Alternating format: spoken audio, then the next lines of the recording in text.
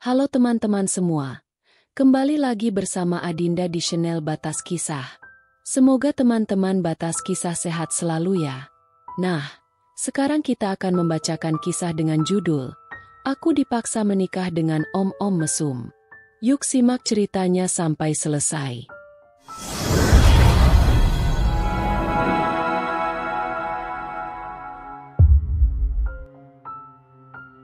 Ralasuki Arlena yang akrab disapa dengan Kia. Nama itu adalah nama panggilan kesayangan dari orang tuanya. Kadang dia juga dipanggil dengan sebutan Dek Lasuki. Tapi ketika Kia mendengar kata-kata itu entah kenapa rasanya sangat jijik dan alay sekali. Dulu dia pernah dipanggil Lasuki pada saat umurnya masih 5 tahun. Namun saat umurnya sudah 10 tahun dia tak mau dipanggil lagi dengan sebutan Lasuki. Karena menurutnya nama itu sangat desa. Nama Kia diambil dari kata Ralasuki Arlena. Kia lahir di Jakarta pada tanggal 4 Juli 2003. Dan tahun ini umurnya sudah 17 tahun. Berarti Kia akan mempunyai KTP, SIM, dan kartu nikah. Kia memiliki postur tubuh yang lumayanlah. Tinggi gak? Pendek juga gak? Sedang bisa jadi. Tingginya 160 cm, berat badannya 45 kg. Kulitnya putih agak keiteman, matanya agak sipit, rambutnya panjang, yang paling penting bohai. Kia merupakan anak sulung dari pasangan suami istri yang umurnya masih muda yaitu 40 tahun. Syameddi, nama ayahnya yang bekerja sebagai dosen sedangkan ibunya bernama Julaisha yang hanya sebagai ibu rumah tangga. Kia memiliki sifat jahil, keras kepala, sombong, dan galak, sama seperti ibunya. Galak dan jahilnya jangan ditanya. Bahkan dia pernah membuat tetangganya hampir nyebur ke sungai. Kejahilan yang diperbuat tidak sekali dua kali, bahkan sudah berkali-kali. Tapi kalau dijabarkan mungkin panjangnya dari Jakarta sampai Dubai. Kia hobinya dengerin lagu dangdut, ngomel, rebahan, main handphone, suka sama duda tapi bukan om-om. Kia juga suka masak. Maksudnya masak telur ceplok tapi gosong. Muhammad Murdiana biasa dipanggil Murdi. Pria yang bisa dibilang sudah tak muda lagi itu merupakan anak dari seorang penjaga rumah, Satpam. Muhammad Sutejo. Panggil aja Pak Tejo itu Satpam sekaligus bapak dari Murdi. Pak Tejo bekerja sebagai Satpam di rumah Bapak Syameddi ayah Kia. Beliau sudah bekerja selama 10 tahun, cukup lama. Dan pria berumur 27 tahun ini adalah anaknya yaitu Murdi. Murdi baru saja bekerja sebagai supir pribadi dari Kia. Karena supir lama dari majikannya itu sudah sepuh jadi dia tidak bekerja lagi. By the way, Murdi kerja sebagai supir pribadi Kia itu atas suruhan Bapak Syameddi terhormat. Karena selain anaknya jahil dan galak ternyata Kia juga bandel. Karena takut terjadi sesuatu. Maka dari itu Bapak Syameddi mengangkat anak dari satpam rumahnya menjadi supir pribadi sang anak tercinta. Murdi orangnya baik, gak bandel, gak sombong, suka ngelawak, kadang ngejamets, suka alay, kadang suka mesum. Tapi tenang masih ada gantengnya walaupun sedikit. Murdi mempunyai hobi yaitu mencari kata-kata galau, dengerin lagu galau, dan masih banyak lagi yang lain. By the way, Murdi kulitnya putih, lumayan gendut, pendek, pintar ngegombal. Murdi merupakan anak piatu. Dia sudah tak mempunyai ibu saat dirinya pertama kali lahir di dunia. Ya ibunya tidak selamat karena melahirkan. Dan saat ini hanya hidup bersama sang ayah. Dia tak punya siapa-siapa lagi. Oh iya, Pak Tejo umurnya ya sudah lumayan tua. Umur beliau sudah 55 tahun. Tapi ya gitu belum punya cucu. Barangkali yang mau punya cucu dari Pak Tejo silahkan. Jendela di kamar dengan warna bernuansa hitam dan putih itu terbuka dengan lebar, sehingga cahaya matahari terpancar. Pagi hari yang cerah ini, sosok gadis yang sedang berkaca dengan senyuman khas yang terbit di bibirnya itu sedang merapihkan seragam sekolahnya.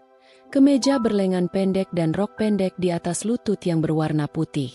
Dia adalah Ralasuki Arlena atau Kia. Setelah dirasa sudah rapi seragamnya, ia menguncir rambut panjangnya dengan kunciran rambut berwarna hitam dengan perlahan. Cantik, gumamnya. Kia melangkah ke meja belajarnya untuk mengambil tas sekolahnya yang berwarna hitam itu. Kemudian ia menggendong tasnya dan keluar dari kamar. Menuruni tangga dengan hati-hati. Berjalan menuju ruang meja makan. Tapi tidak untuk sarapan. Karena ia jika sarapan akan muntah nantinya. "Good morning, ayah dan ibu," ucap Kia menyapa kedua orang tuanya. "Morning too, sayang," jawab Julaisha ibu Kia. "Good morning too," balas ayahnya Syameddi. "Anak ibu udah cantik aja, mau kemana sayang?" tanya Julaisha sambil melihat penampilan anaknya dari atas sampai bawah. "Mau sekolah dong," jawab Kia dengan antusias. "Tapi kamu bukannya kalau sekolah penampilannya acak-acakan, kayak preman," celetuk Syameddi pada Kia. "Kata ibu kalau aku penampilan kayak gitu lagi, mirip preman yang nangkring di pasar." "Emang mirip kok," celetuk Syameddi lagi sambil mengoleskan mentega ke roti. Kia memutar bola matanya malas. Daripada ayah disuruh bersihin selokan depan rumah malahan ikut nyebur juga ke dalam selokannya. Udah kayak kecebong kurang duit. "Biarin aja. Yang penting aku kaya. Ibumu juga masih mau toh sama aku," balas Syameddi tak mau kalah. Julaisha menggeleng-geleng kepala. Anak dan suaminya itu pasti ada aja yang diomongin meskipun cuma sepele. Emboh-emboh. Anak sama bapaknya kelakuannya sama aja. Maklum bibitnya. Syameddi terkekeh. "Bibitmu juga toh, Syah." "Emboh, puyeng lama-lama. Mending kamu berangkat aja sana, biar gak telat sekolahnya. Nanti kalau uang jajan kurang, minta bapakmu tuh, kan kaya raya sejagat empang dia." Sayangku bisa aja," ucap Syameddi sambil menoel-nul hidung sang istri. "Halah, dosen kok tapi alay." Seorang pria berpakaian seragam supir berwarna hitam itu sedang mengelap kaca dan memanasi mobil Alphard sang majikan. Dia adalah Muhammad Murdiana, bisa panggil dengan sebutan Pak Murdi. Bersiul mengikuti alunan musik yang didengar melalui radio kecil miliknya. Mendengar lagu dangdut yang dinyanyikan oleh Rhoma Irama. Mengelap kaca dan memanasi mobil itu memang kewajiban dia setiap hari, supaya majikannya itu tidak mengomel. Bekerja sebagai supir memang lumayan susah, apalagi punya majikan baiknya setinggi langit. Tapi suatu pekerjaan itu harus disyukuri meskipun hanya sebagai supir antar jemput dari seorang gadis SMA majikannya itu. Murdi mengelap keringat dengan lem bekas yang digunakan untuk mengelap kaca mobil, lalu memerasnya supaya tidak bau dan menaruhnya di ember berwarna biru. Ehem. Murdi menoleh, mendapati Tuan Putri yang berdiri dengan tangan yang bersedekap di perutnya. Ia menatap dari atas hingga bawah, karena yang dilihat saat ini jarang-jarang terjadi. Penampilan sang majikan saat dulu sangat acak-acakan. Ikat pinggang dipakai buat dasi dipakai buat kunciran rambut, kemeja juga dibuka tidak dikancing. Sungguh sepertinya majikannya saat ini sudah tobat dari kesesatannya waktu itu. "Woi, bengong mulu," pekik Kia tepat di depan telinga Murdi. Murdi terkejut. Ia membuyarkan lamunannya. Nyonya udah siap berangkat sekolah?" "Dari tadi gue berdiri di sini mau ngapain? Nyangkul gitu?" tanya Kia dengan kesal. "Enggak Nyonya. Ayo kalau gitu kita berangkat sekolah," jawab Murdi dengan gugup. "Lo sekali lagi panggil gue dengan sebutan Nyonya, gue pecat. Panggil gue Kia. Awas ya lo." Kia menunjuk Murdi dengan jari telunjuknya, kemudian ia masuk ke dalam mobil dengan melempar tas sekolahnya sembarangan. "Iya Kia," jawab Murdi dengan pekikan. "Pak Murdi, tolong kendarain mobilnya yang cepat. Gue lagi buru-buru." "Siap Kia." "Good," ucap Kia dan memberi satu jempol pada Murdi. Kia menepuk pundak Pak Murdi, karena hampir saja Pak Murdi memasuki kawasan sekolahnya. Sekarang sudah jam 7:02, dan artinya Kia terlambat 2 menit. Untung saja tidak ketahuan. Kalau ketahuan bisa dihukum di tengah lapangan. "Pak Murdi, nanti jemput gue di sini lagi. Awas aja di depan gerbang. Gue pecat lo." "Oh iya, jangan bilang ayah kalau gue terlambat. Ini juga gara-gara lo sih kebelet kencing di tengah jalan. Iya Kia. Maafin saya ya. Janji deh gak ulangin lagi. Tapi kalau masalah situ ketahuan terlambat saya gak bisa janji. Karena saya gak pernah bohong. Ucap Murdi dengan senyuman hingga gigi putihnya terlihat. Halah. Ya udah nanti jangan lupa jemput gue tepat waktu. Kia turun dari mobilnya. Menutup pintu mobil lumayan kencang. Murdi mengelus dada dengan sabar. Untung ini mobil bukan punya gue. Sabar aja punya majikan kayak dia. Kia lari terbirit-birit sambil menggendong tasnya. Melihat ke kanan dan ke kiri. Siapa tahu ada yang mengintip. Setelah dilihat aman, ia menaiki tembok sekolahannya dengan tangga kayu. SMA Pelita Nusantara adalah sekolah Kia. Suasana saat ini begitu ramai di halaman sekolahnya. Karena hari ini ada pertandingan bola basket. Sepertinya pertandingan sudah dimulai. Para supporter dari masing-masing tim sudah pada heboh, pada bersorak-sorak. Kia sudah berada di tengah-tengah para penonton. Entah gimana caranya bisa sampai di sini. Hanya dia dan Tuhan yang tahu. Lo tadi terlambat kok bisa masuk? Tanya gadis berambut panjang itu yang sedang memegang minuman. Dia bernama Nina Amera Julien, panggil aja Nina. Lo tahu sendiri kan, kelincahan gue gimana? Balas Kia dengan menaikkan alisnya naik turun. Kelincahan lo mirip bocah yang gak dibeliin permen sama emaknya. Jawab Nina dengan terkekeh. Rese, samain gue sama anak bocah. Idih, gak level. Dih, kebanyakan cincong. Celetuk Nina. Buruan cerita kok bisa telat. Dan lo kok bisa masuk gerbang sampai ada di sini? Tanya Nina sekali lagi. Nanti dah gue ceritain di kelas. Jangan di sini. Gue takut pada denger. Geblek, keburu gue lupa. Ucap Nina sambil mendorong pelan jidat Kia. Siang hari yang begitu panas. Menunggu jemputan seperti anak-anak lainnya. Ada yang menunggu angkutan umum, dan lain sebagainya. Sedangkan Kia menunggu jemputan sang supir pribadinya. Sudah 15 menit menunggu. Pak Murdi belum juga datang. Mungkin kejebak macet. Kia, bolo-bolo. Bisik Nina menyanyikan lagu bolo-bolo dengan lirik yang diganti. Berisik banget lo sumpah. Bolo-bolo apaan lagi? Mana panas banget lagi? Kulit gue udah hitam tambah hitam nih. Gerutu Kia sambil menutupi wajahnya dari pancaran sinar matahari. Di mulut-mulut gue. Kenapa lo yang suwot dah? Nyenyenye. Lo kenapa gak pulang? Malah ikut duduk di sini sama gue. Tanya Kia dengan suwot. Untung gue sabar. Kalau enggak pantat gue lebar nih. Tadi kan lo yang bilang sendiri. Nanti tungguin gue takutnya si Pak Murdi lama datangnya. Kenapa jadi lo yang ngusir gue? Balas Nina dengan sebal. Lah tapi kan lo naik motor. Emangnya gak takut apa kalau hujan? Takutnya aja kejadian waktu itu keulang lagi. Dimana lo nyusru keselokan. Ucap Kia sambil menatap Nina. Berisik. Itu cerita ngakak banget anjir. Untung badan bohai gue gak kenapa-kenapa. Jawab Nina dengan melihat tubuhnya dari atas sampai bawah. Paling juga patah tulang. Nina membelalakan mata. Menyentil pelan bibir Kia dengan tangannya. Doa lo jelek banget sih. Terdengar suara klakson mobil. Mereka berdua menengok dan mendapati mobil Alphard yang dikendarai oleh Pak Murdi. Pak Murdi tersenyum manis. Dan membukakan pintu mobil bagian belakang. Kia. Itu lo udah dijemput sama pangeran tersayang tuh. Celetuk Nina dengan terkekeh. Kia memutar bola matanya malas. Memukul jidatnya dengan pelan berulang kali. Najis, amit-amit jaban bayi. Mending gue sama Om Duda daripada sama dia. Halah, jodoh kan gak ada yang tahu. Jawab Nina. Kalau lo berjodoh sama dia gue ketawain sampai mampus. Gue sumpahin jodoh. Ucap Nina kemudian mengaminkan apa yang dia omongin barusan. Mana manjur doa lo?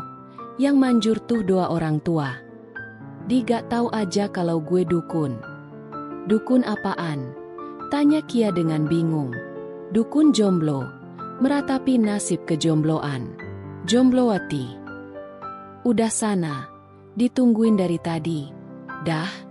Nina mendorong-dorong Kia sampai Kia masuk ke dalam mobil dan melambaikan tangannya tapi malah dibalas dengan pelototan. Assalamualaikum si Kia cantik. Anaknya Bapak Syameddi dan Ibu Julaisha yang bohai ini pulang. Salam Kia dengan suara tingginya. Assalamualaikum juga Tuan dan Nyonya. Saya selaku supir dan anaknya Bapak Tejo sudah sampai di rumah. Pak Murdi juga mengikutinya di belakang Kia. Syameddi dan Julaisha tersenyum, menuruni tangga rumahnya dengan hati-hati. Waalaikumsalam. Loh kok Kia pulangnya cepat banget?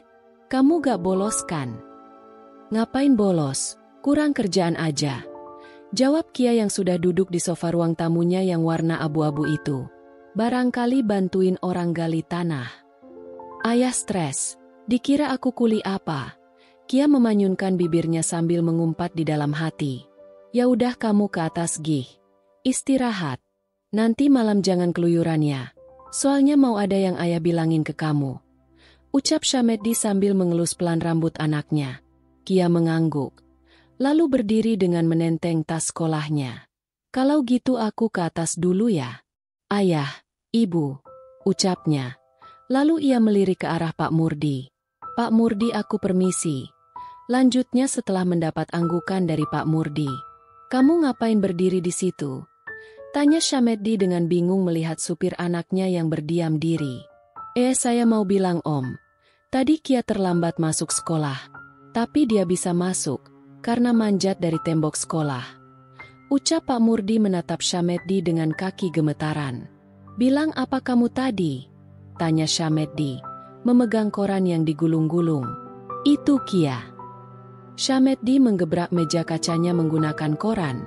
Berujung kuku jarinya patah satu. Jadi orang kok kamu gak becus? Kan saya sudah bilang waktu itu. Tolong jadi supir yang bisa jagain anak saya. Pasti ini karena ulah kamu juga kan? Pak Murdi menunduk. Memilin-milin bajunya. Ia takut. Iya maaf Om. Tetapi jangan peet saya ya. Syameddi memutar bola matanya malas. Bersedekap dada. Tapi karena kamu saya jadi tahu ternyata anak saya sikapnya memang seperti preman tukang manjat tembok sekolah. Bagus. Saya mendidiknya sudah cukup baik. Syameddi terkekeh. Berjalan menuju Murdi. Ia menepuk-nepuk pundak Pak Murdi. Saya bangga sama diri saya dan kamu. Terima kasih. Ucapnya. Pak Murdi hanya mengangguk. Dengan rasa gugup yang masih ada. Kalau gitu saya permisi Om. Stres banget Om Syameddi. Dosen tapi gila. Batinnya. Malam hari. Jam 7 malam. Rumah dengan gaya Eropa ini sepi. Hanya ditempati oleh 3 orang saja. Kali ini mereka bertiga sedang duduk santai di halaman belakang rumah sambil melihat pemandangan langit di malam hari. Sesuai perkataannya tadi siang. Ada sesuatu yang akan dibahas. Mungkin jika didengar cukup mengejutkan. Kia sedang asik-asik mendengar lagu galau yang berjudul Menemukanmu Seventeen. Menggunakan headsetnya. Bersenandung mengikuti irama lagu. Sampai-sampai tak dengar jika ada yang memanggil namanya. Ralasaki Arlena. Panggil Syameddi menatap anaknya dengan wajah galaknya. Kia melepas headsetnya. Menatap ayahnya dengan malas. Kenapa ayah? Tanya Kia tersenyum paksa. Orang dipanggil tuh dengerin. Bukannya malah nyanyi gak jelas gitu. Kini ku menemukanmu di ujung selokan. Syameddi mengulangi apa yang dinyanyikan oleh anaknya itu. Diganti-ganti lirik lagu. Dosa tahu. Dosa ditanggung pendosa. Ada apa sih ribut mulu kalian? Julaisha menaruh satu persatu cangkir berisi teh hangat itu. Tahu tuh ayah gak jelas. Jawab Kia. Julaisha duduk di tengah-tengah di antara suami dan anaknya. Ia membenarkan kunciran rambutnya. Diminum itu tehnya keburu dingin, ucap Julaisha. Menyenggol tangan suaminya seolah memberi kode. Syameddi yang mengerti pun mengedipkan mata sebelah kiri. Assalamualaikum. Untuk mengawali acara kali ini sebaiknya kita membaca doa terlebih dahulu agar acara ini berjalan dengan lancar. Ucap Syameddi lalu mendapatkan jitakan dari sang istri. Bukan begitu geblek. Kamu kira mau pengajian apa? Julaisha geleng-geleng kepala sendiri. Sungguh rasanya pengen tempeleng kepala suaminya itu.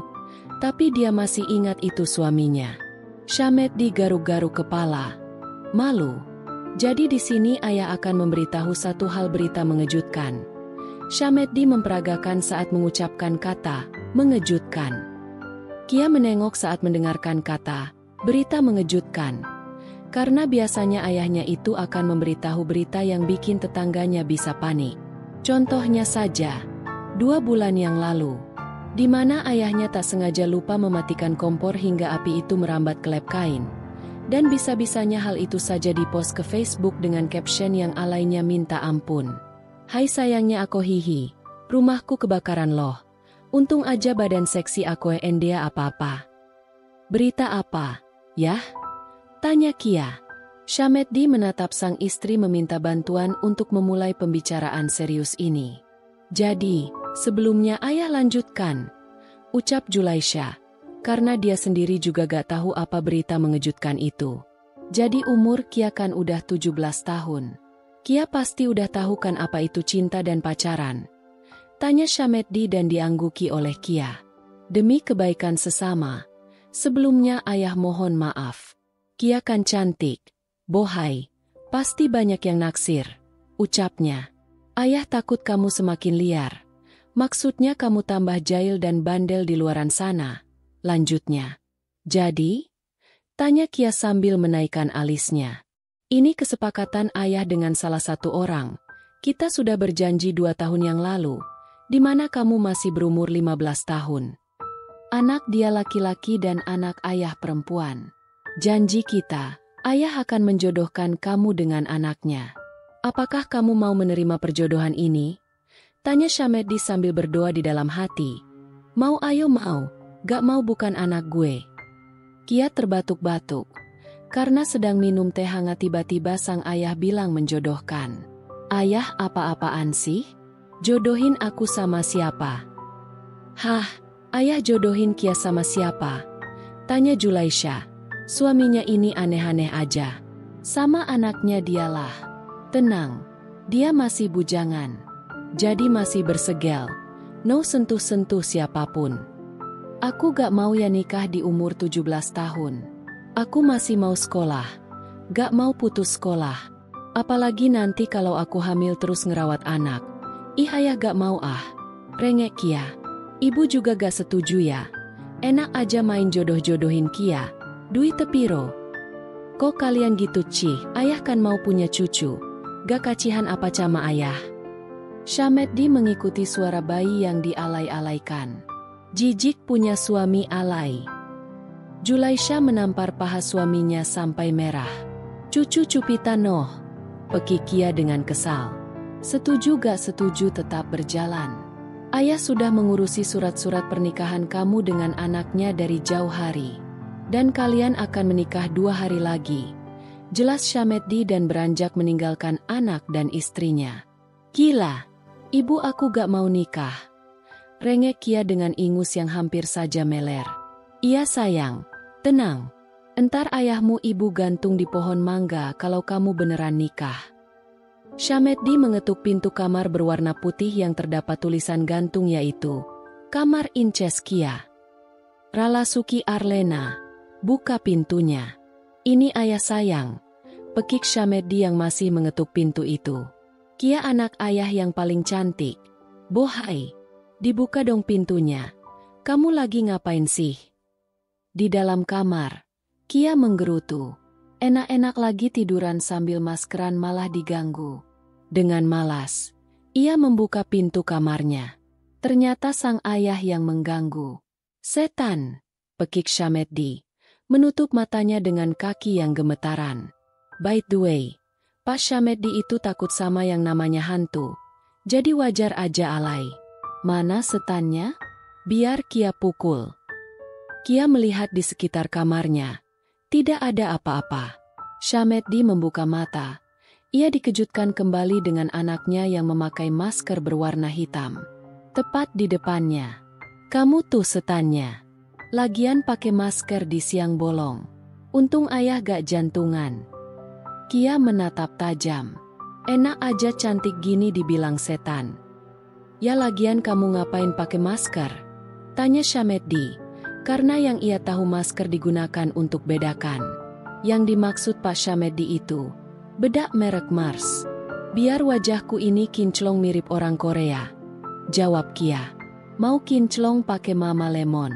Pasti kinclong dan membasmi kotoran. Hemat, praktis, wangi. Edan. Sekalian aja suruh aku pakai super pel biar makin kinclong. Balas Kia. Syameddi mengangguk. Daripada makin panjang mending ke intinya saja. Nih pakai buat nanti sore. Dandan yang cantik ya. Pokoknya kamu harus tampil melebihi Lucinta Luna. Kalau perlu kaki kamu yang ada item-itemnya digosok pakai minyak goreng. Ucap Syameddi, menyerahkan sebuah kaos tipis berwarna putih dan rok pink yang panjang. Kia mengernyit.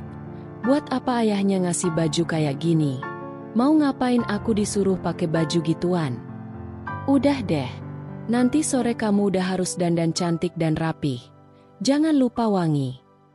Setelah itu Syameddi meninggalkan Kia yang kebingungan, melihat kaos dan rok pemberian ayahnya. Kia masuk ke dalam kamar dan menutup pintu rapat-rapat. Selain kamarnya yang kedap suara, Kia takut aja orang tuanya masuk tanpa izin. Menggantungkan kaos dan rok itu di gantungan pintu. Berjalan ke kamar mandi untuk membersihkan wajahnya. Kini Kia sudah berpenampilan dengan cantik. Memakai kaos dan rok yang diberikan ayahnya tadi. Rambut yang digerai. Memakai make up tipis-tipis tapi cantiknya tetap terlihat. Kia mengaca di kaca lemarinya. Membolak-balikan badan. Dia merasa tidak pede berpenampilan seperti ini. Karena biasanya hanya memakai kaos lengan pendek dan celana pendek. Mencium bau badannya. Tidak bau. Berkat parfum yang dihabiskan sampai setengah botol. Melihat handphonenya yang mendapatkan notifikasi, ia membuka satu persatu. Saat ingin menjawab tiba-tiba ada yang mengetuk pintu kamarnya. Kia buka. Ini ibu, kata Julaisha di balik pintu itu. Iya ibu, tunggu. Kia membuka kunci kamarnya.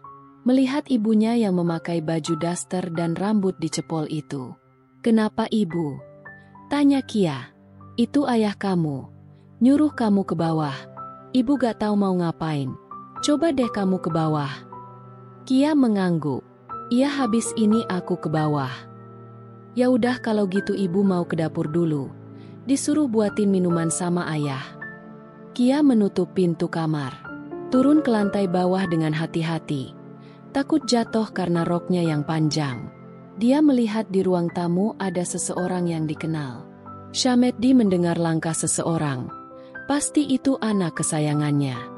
Kia, cantik banget kamu hari ini sayang. Kia tersenyum tipis. Lalu duduk di samping sang ayah. Pak Tejo, ada apa kesini pak? Tanya Kia dengan senyumannya. Karena Pak Tejo itu orangnya asik jadi seru aja kalau diajak ngobrol. Gak kayak anaknya. Pak Tejo malah senyum ke Kia. Kia balas senyuman juga. Permisi, silahkan diminum. Ucap Julaisha yang menaruh gelas berisi teh. Pak Tejo ada apa? Mau minjam uangnya? Tanya Julaisha.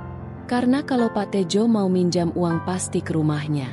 Pak Tejo menggeleng. Nanti ibu juga tahu. Julaisha menatap suaminya.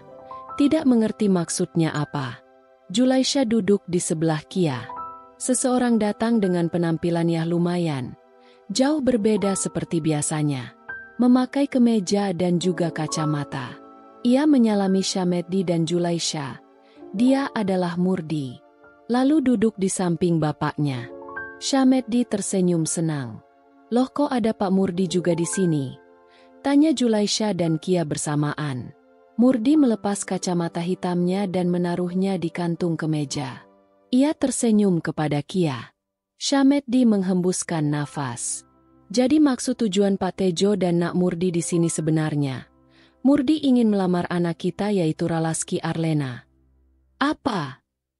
Kia melotot. Wajahnya kali ini memerah. Melamar? Tanya Julaisha. Pak Tejo tersenyum. Sebelumnya maaf kalau saya lancang bermain ke rumah Nyonya dan Tuan. Di sini sesuai perjanjian saya dengan Pak Syameddi, kita berdua akan menjodohkan anaknya, yaitu Non Kia dengan anak saya Murdi. Jelas Pak Tejo. Dada Kia naik turun. Tapi kan aku gak terima perjodohan ini, Ayah.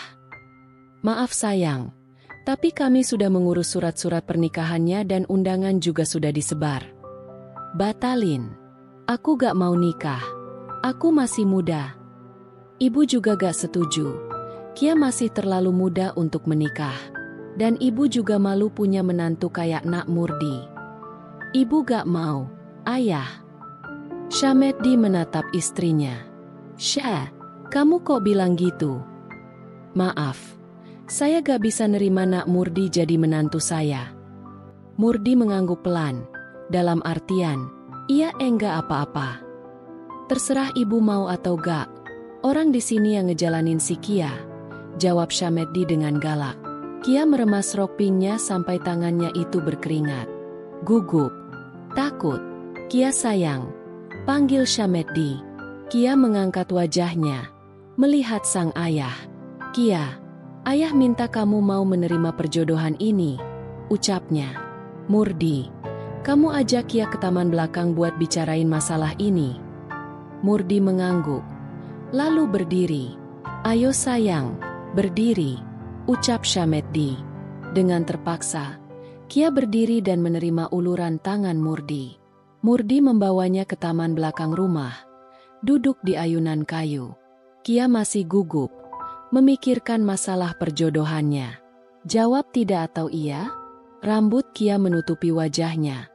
Murdi menyelipkan rambut itu ke belakang. Kia, panggilnya. Iya. Kenapa kamu gak mau nerima perjodohan itu? Aku jelek ya? Atau karena aku miskin? Kia menggeleng, mengelap ingusnya dengan kaosnya. Aku gak mau nikah muda, gak mau punya anak di usia muda. Murdi mengelap keringat di jidat Kia. Iya aku tahu itu, tapi apa salahnya kalau kamu menerima perjodohan ini dan menikah denganku? Aku takut. Cicitnya. Takut kenapa? Takut kamu kayak di TV-TV itu. Selingkuh. Murdi terkekeh. Aku gak seperti itu. Aku gak pernah menyakiti perasaan perempuan. Menurutku perempuan itu harus disayang. Karena aku sendiri gak pernah merasakan kasih sayang dari seorang ibu. Kia memegang tangan Murdi yang dibuat untuk mengelap keringat. Maaf, aku salah ngomong. Murdi tersenyum tipis. Enggak apa-apa. Sebenarnya aku juga kaget waktu Bapak bilang mau dijodohin sama kamu. Tapi aku berusaha untuk menerima kenyataan semua ini. Apalagi aku. Dengan waktu yang mendadak tiba-tiba ayah bilang aku mau dijodohin. Dan aku gak tahu siapa orangnya. Dan itu ternyata kamu. Balas Kia dengan isakannya. Dirasa Kia sudah tidak menangis. Murdi mengeluarkan sebuah kotak merah. Murdi melakukan suatu hal seperti orang yang akan melamar, yaitu berjongkok di depan Kia dengan kotak merah yang dipegang, berisi cincin emas putih. Aku gak bisa bilang sesuatu ke kamu. Kia, maukah kamu menjadi istriku dan ibu dari anak-anakku? Bersamaku selamanya sampai maut memisahkan kita. Ucap Murdi dengan deg-degan. Kia menatap kotak merah itu. Ia menggigit bibirnya, menutup matanya sebentar. Semoga ini yang terbaik. Iya aku terima lamaran kamu. Murdi tersenyum senang. Ia memakaikan cincin itu ke jari manis Kia. Dia menatap Kia dari bawah dan mengucapkan kata terima kasih. Kia mengangguk, terharu. Murdi berdiri dan langsung membawa Kia ke dalam dekapannya. Terima kasih, terima kasih. Itu yang diucapkannya berkali-kali. Kia menangis di dalam dekapan Murdi. Hari ini adalah hari di mana pernikahan Kia dan Pak Murdi. Pagi hari yang begitu cerah. Semoga acara berjalan dengan lancar nantinya. Para tamu undangan sudah datang. Yang diundang hanya beberapa kerabat dan tetangga. Di kamar pengantin, Ralasuki Arlena yang sebentar lagi akan melepas masa lajangnya dan menjadi istri dari seorang supir pribadinya itu sedang duduk di depan meja rias. Didandani dengan cantik, menampilkan wajah yang sedang senang seperti pengantin pada umumnya. Rambut yang sudah disanggul dengan beberapa hiasan. Memakai kebaya berwarna putih dan rok batik coklat. Kia tersenyum pada perias handal itu. "Terima kasih membuat saya cantik seperti ini," ucapnya. "Sama-sama Mbak. Mbak juga udah cantik sebelum saya make up." Kia terkekeh. "Kamu bisa aja." Kia bangkit dari duduknya dengan bantuan sang ibu. Ia memeluk Julaisha dengan isakan kecilnya. Julaisha mengelus punggung anaknya dengan lembut. "Udah sayang, ibu enggak apa-apa kok. Ini keputusan ayah kamu. Jadi kamu harus buat ayah bahagia untuk hari ini," ucap Julaisha menahan air matanya agar tidak menetes. "Ibu juga bahagia kalau kamu bahagia. Lupakan omongan ibu semalam. Kamu harus jadi istri yang baik buat suami kamu, harus nurut. Karena beberapa menit lagi tanggung jawab ibu dan ayah akan berpindah pada suamimu," lanjutnya. Kia melepaskan pelukan dari Julaisha, menghapus air mata ibunya. "Ibu jangan nangis. Aku sayang sama ibu. Terima kasih sudah merawat aku selama ini, meskipun aku kadang suka bandel," ucap Kia dengan bergetar. Julaisha tersenyum, menepuk pelan pundak Kia. "Ibu juga sayang sama kamu, putri kecilku Kia." Suara pintu terbuka. Dia Nina Amera Julien. Masih ingat kan? Berjalan mendekati kedua ibu dan anak itu. "Acara akad nikah sudah mau dimulai. Ayo kita ke bawah." Kia menatap ibunya. Julaisha mengangguk. Kia dituntun oleh Julaisha dan Nina, berjalan dengan anggun menuruni tangga.